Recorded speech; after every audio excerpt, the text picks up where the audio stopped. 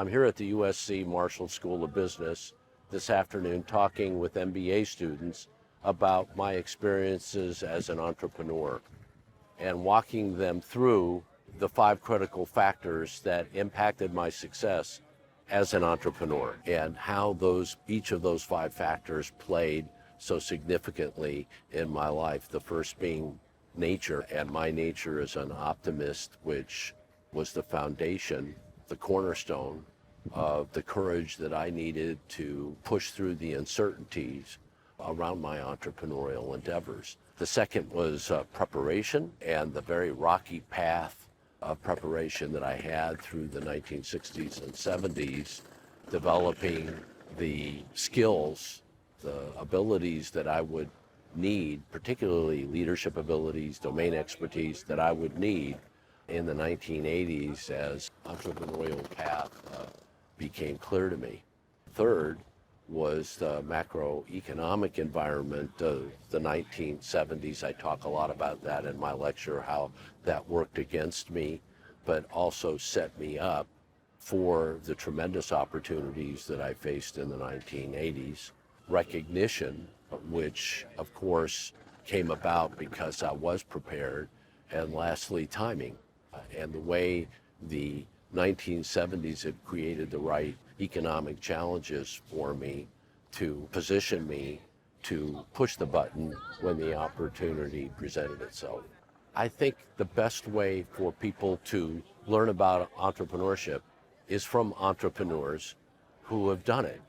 The gratification that I get is in seeing how inspired the students are from my lecture. This generation is in the overload mode with too much information, too many conflicting ideas, and it's hard, very hard for them to see what the right thing is to do for them, to know who they are, and to have the courage to go with the opportunities they see before them. I think my presentation is inspirational for them in showing them a process for how to get from here to there. Based on the reactions of the students today and all of the comments at the end of the class and all of the questions they were asking me, they were processing on all the information that I shared with them, and these were ideas that they were completely unfamiliar with. I expect this is going to have a profound impact on some of them. My book is a case study in entrepreneurship. All of the factors that I talk about during the lecture are in play in the book, and in a way that the students can digest and integrate into their own thinking about their futures as entrepreneurs. It's that all the factors that go into successful entrepreneurship haven't changed at all from when I started.